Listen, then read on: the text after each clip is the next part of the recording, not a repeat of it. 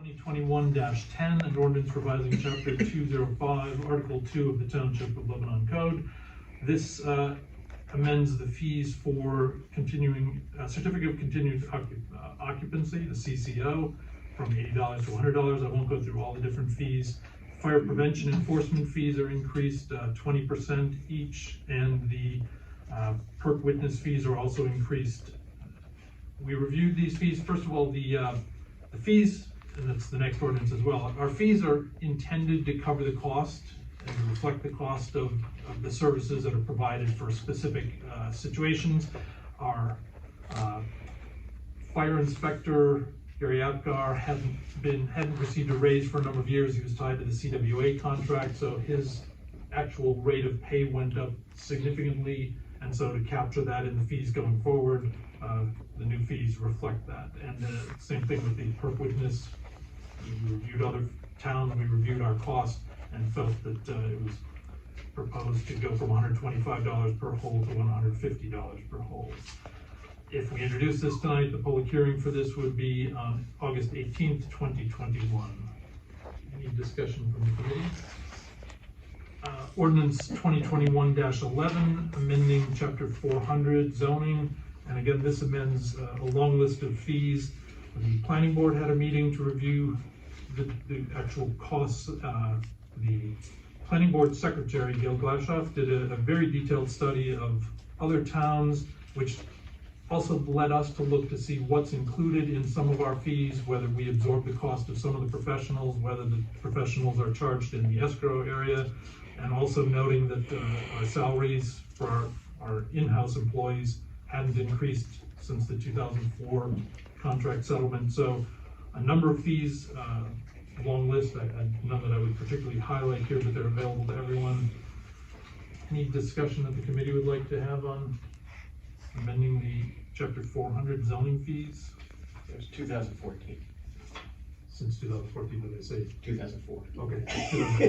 I would also note that It's a long time. There are a couple of escrow amounts that are being modified, and there's an attached update of the escrow agreement, which was amended by the planning board attorney as well as part of this ordinance 2021-11 meeting. The ordinance 2021-08 related to signs. Rather than wait for the public hearing, as we discussed with the attorney, I think we just wanted to give the public a little bit more background. Maybe we didn't give the background last time.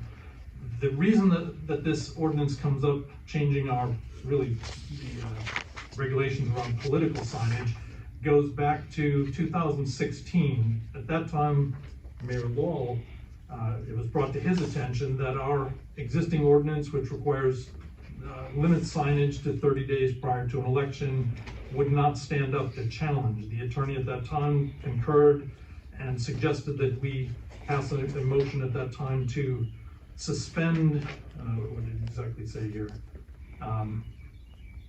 To not enforce the existing ordinance. I believe that might have been done once since then. But the point is, we've known for a number of years that our election sign ordinance was defective. You may recall a year or two ago, we had a law firm from Dallas approach the township about our solicitation, our peddler's ordinance. Said that they had someone who felt damaged by that and that it wouldn't stand up. Legal review said, yes, we were unlikely to win that in court. They said if we paid them a certain amount of money, they then wouldn't take it all the way to trial. We looked and said if they took it to trial, we'd spend a lot more money. So the point is, there's a little cottage industry of these law firms that look for ordinances that are defective, and someone would come and it would cost us more in the end. So that's partly why it came up, why it might have seemed like it was out of the blue, but it was really kind of on the to-do list for a while when we had the other zoning ordinances, the other land use ordinances under chapter 400. The thought was to finally catch up and change this. One of the questions that I've gotten most in the last couple of weeks is that everyone noticed that the limitation on timing, the limit of 4 weeks prior to an election that signs could be put up, is struck out of this. I'd like the attorney to just review a little bit more what the issue is with trying to limit the time that Well, signs again, can be put up. I mean, The ultimate form of speech that receives the highest level of protection is the political speech.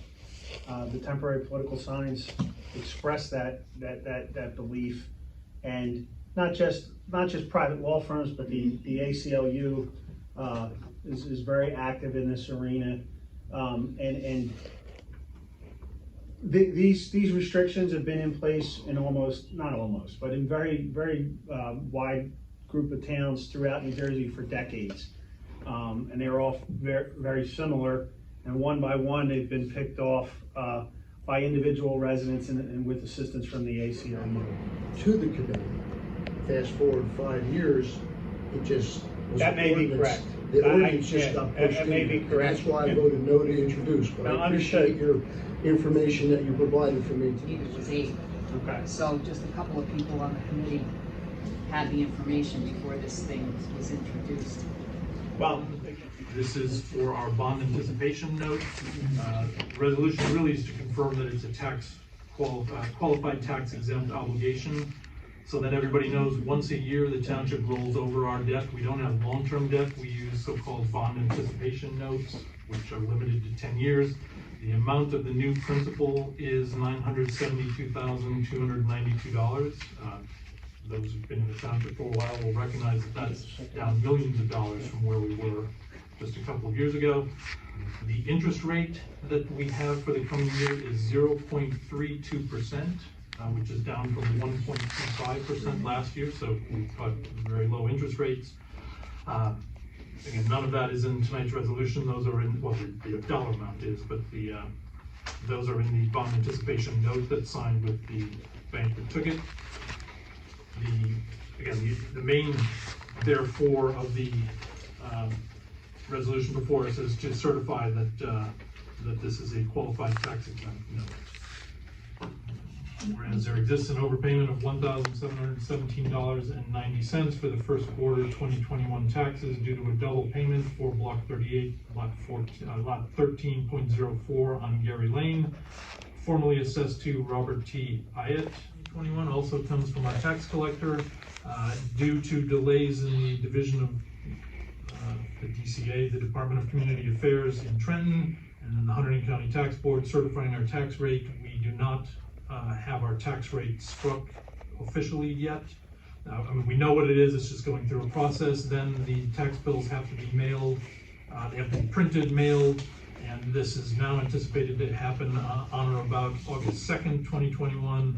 Statute requires that the public have 25-day grace period or 25-day notice. Therefore, what this resolution does is it extends the grace period for payment of the August taxes to August 27th, 2021.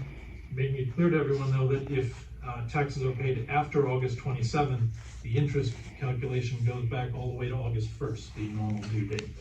I'll talk about it right now. I received a 069G state grant agreement between the DEP and Lebanon Township, and I distributed, I got some signatures. I need 2 more signatures, and once I have that completed, I will send it back to the DEP rep, and he will forward it to the grant office for final approval. We're looking at $55,026.44 grant. We have the purchase order in place. So therefore, tonight, we're gonna approve issuing the purchase order. Okay. As long as we don't expend, as long as we don't purchase, we have a purchase order, but as long as we don't expend money, it doesn't disqualify us from the grant. So the action before us tonight would be to authorize issuing the purchase order for a new 2021 John Deere 544P four-wheel drive loader in the amount of $183,421.47 to Jesco, Plainfield. They're part of the New Jersey State Approved Co-op number 65 MCESCCPS. This was approved in our budget. It was approved in our capital ordinance, so the funding is available. I understand it'll be a few months once we place the purchase order to actually get it. And we are in the process of getting the $55,000 grant against the $183,421. Is that a motion? If there's a motion. The 19th and 20th for emergency meetings if you should have a hurricane or something in August, just so that we could be around, because Matt said we could have an emergency meeting if we needed to, and we could call into the meeting if we needed to as well. The ability to meet after that, Right, and because, still be compliant. right, because if you don't, and you don't pass that opt-out ordinance, then all 6 categories are allowed in the township for 5 years, and anybody that comes in, you're not gonna get rid of. The, just to make sure I have the right one. First, the special law enforcement officer are the SLEOs, yes. So this, the township provides 2 class 3 special law enforcement officers to the high school. They reimburse us for all the costs. It's the identical agreement that we had last year, with the exception of increasing the compensation to the township, because there was an agreement between the school and the class 3 officers to increase their hourly rate. So the motion would be to authorize the signing of the shared service agreement for the special law enforcement school for a school resource officer. This is one of our regular officers that is posted in the high schools basically full-time during the school year, for which they compensate us for roughly 3/4 of that officer's annual cost, because he works for the township then when school is not open. So we've increased the same identical agreement that we've had with them in prior years, except the compensation for the officer is increased by 2%, which is the increase in the PDA contract that we have with the officers. Any discussion on that? Wooden sign that you do on a CNC machine. And there's basically a couple designs. Basically, the one design is I'll say the badge goes above the line of the wood, and the other one's on the full sheet of it. If there's any preference, and there's just a couple little differences between the two. Structure behind it, I'm thinking if something maybe breaks the edges off, maybe if it's laying on a square, it might be better. Right. That's my only thought. Like the posts that are out there, the posts are still there. Yeah, it's not gonna be that much smaller if it fits on the square than if it sits by itself. No, Does one sit on the square and the others don't? the other one's it's a full, like the one's a full body square, Yeah. and it's the badge, and the other one, if you see the lines on the top, it's a badge kind of goes above. So You know, this kind is of, it the gives a full different, body more, square. you know, silhouette of the placard. I think it's structurally safer and it will not, from breakage. Yeah, nobody's gonna break off a corner. The middle one. The cost quote is $1,000, and Committeeman Wallace volunteered to paint the sign. So that would be the motion for the, if you're Probably painted. Purple. Honor the memory of George Zach, who passed away a short while ago, with a type of memorial bench, I'm not sure exactly what, to be placed at the museum. And I talked to Lori about it, and I thought it'd be a good idea if she came to the township and talked to us about it. So, Lori, without any further ado, you have something you want to add to what I said? We're requesting to be able to, approval to spend up to $1,500 on a bench. We need that approval, over $1,000 to come out of our trust fund.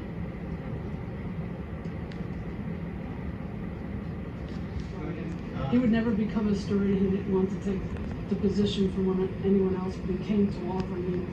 He had so much history. He had so much history of the town. He has really lost that we have. So historians and the museum, because we want to place it in, all have to agree to that, and we all have agreed. So I don't see, like when Ralph Lomerson died, I was an honor then, but they put up a bench along the Veterans Memorial Walk. That's where they put the bench up for George, for Ralph. Who put that bench up? Huh? Who put that bench? The historians did. And nobody can remember where the money came from, so. So I had my 2 cents, and two meetings ago at the park committee, there's a number of talking about benches and things like that, and having room. We're gonna have a park of benches and not a park anymore. Right. So trying to figure out I know they're trying to figure out how to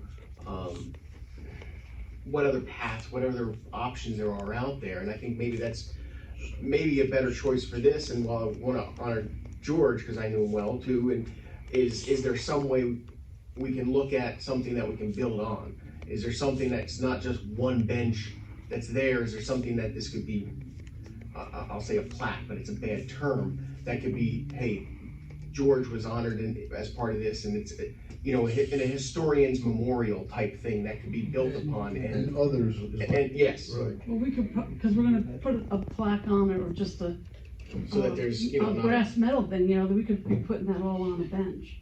right, but is there some way that can grow? And it's not so, you know, like if it's, there's, you know, Very limited what we have, like we just voted to approve to do a plaque for the curators that have, all the curators we have, and that, just even finding a place for that in the museum. I have, Has could the historians purchase the bench out of their budget, and then the plaque could be done privately, added to that?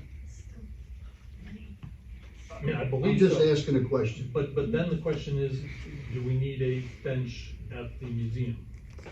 And I don't know the answer to that, I just hadn't heard it discussed previously, I don't know where do we need a bench at the museum property?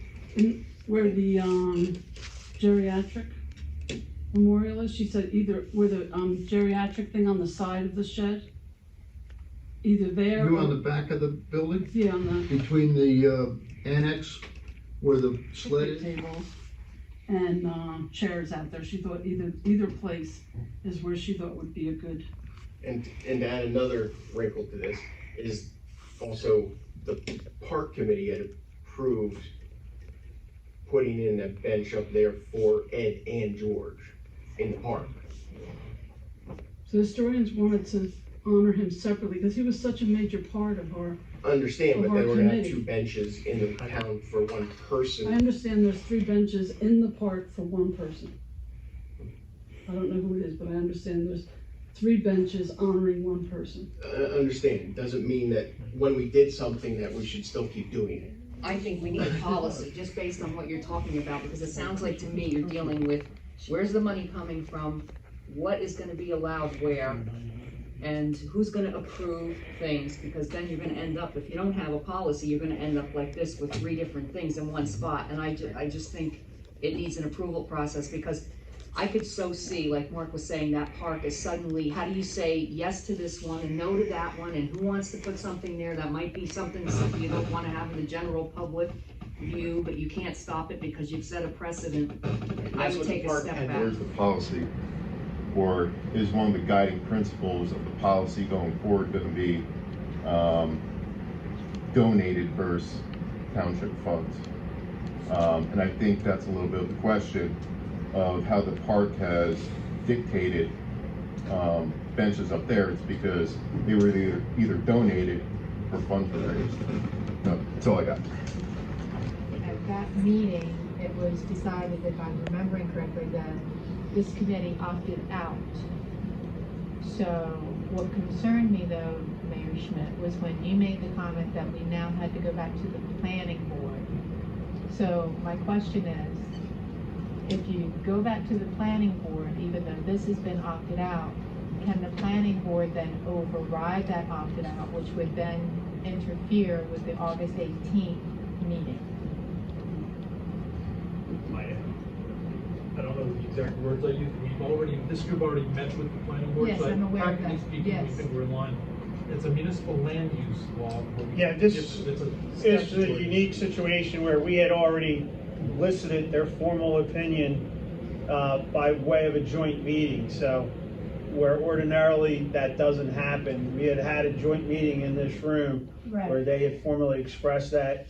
But to answer your ultimate question is, they can make recommendations, whatever they want. Township committee would consider them, but at the end of the day, it's the discretion of the township committee. It's a 2-step process. Matter is 3-step. Matter is introduced, it's referred over to them, but we take final action. This governing body, at the end of the day, has the ultimate say as to whether or not that.